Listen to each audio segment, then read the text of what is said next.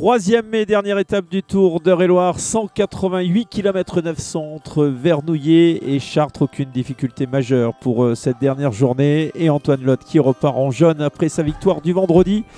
Et après avoir conservé le maillot lors de la deuxième étape. Très vite, une échappée de 15 coureurs va se développer à plus de 48 de moyenne dans la première heure. La formation du leader, représentée par Baptiste Wenstrofer, qui va en profiter pour faire le plein de points pour les classements annexes des points chauds derrière. Ce sont les coéquipiers d'Antoine Lotte qui entretiennent la poursuite.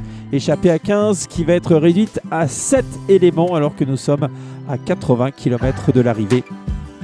Peloton maillot jaune, toujours avec une petite minute de retard. Échappée animée notamment par Morné Van Niekerk, Dylan Corcry pour la formation de Saint-Michel, Mavic Aubert, deux garçons placés au classement général.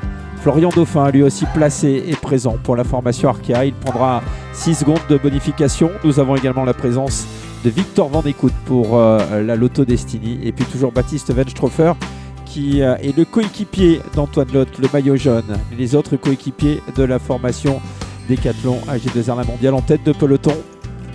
Échappée qui se morcelle au fil des kilomètres, plus que 4 coureurs et puis plus qu'un seul. Baptiste Wenstrofer repart seul. Il reste alors un peu plus de 40 km de course. Wenstrofer qui va permettre à sa formation de souffler en tête de peloton. Les coéquipiers du maillot jaune n'ont plus à rouler. Wenstrofer, lui, va rester longtemps à l'avant durant plus de 20 km comme cela en solitaire avec une petite minute d'avance sur le peloton principal. Wenstrofer, un nom à retenir, lui qui était déjà devant vendredi. Van Eekhout a été repris par le peloton, il ressort alors que nous sommes à l'entrée du final.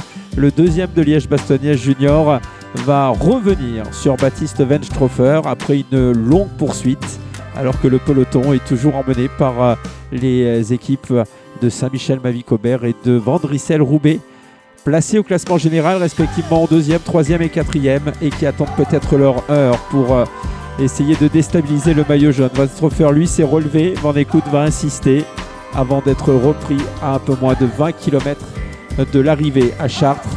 Van Eekhout, le plus combatif aujourd'hui. Peloton toujours animé à l'entrée du final. C'est au tour des coureurs de Rouen, vainqueur de la Coupe de France de DNA, de passer à l'offensive. Kylian Théo, qui sera professionnel la saison prochaine, tente sa chance, mais il est repris, maîtrisé à un peu plus de 4 km de l'arrivée. On se dirige vers le sprint quand soudain le peloton prend la dérivation à 300 mètres de la ligne. Du coup, peloton morcelé. Les coureurs qui, eux, ont pris le bon chemin vont se disputer la victoire. Et à ce jeu, Mauro Kunitz va venir chercher la victoire. Victoire improbable du Belge devant Raphaël Hector de Rouen.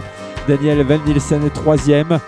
Notre Nielsen, Magnus Lorenz pour le Team Coloquick 4e. Antoine Lotte, lui, inscrit son nom au palmarès du Tour d'Eure-et-Loir. Il aura tremblé jusqu'au bout, mais conserve 8 secondes sur Théo Delacroix et 15 sur Joris Delbov.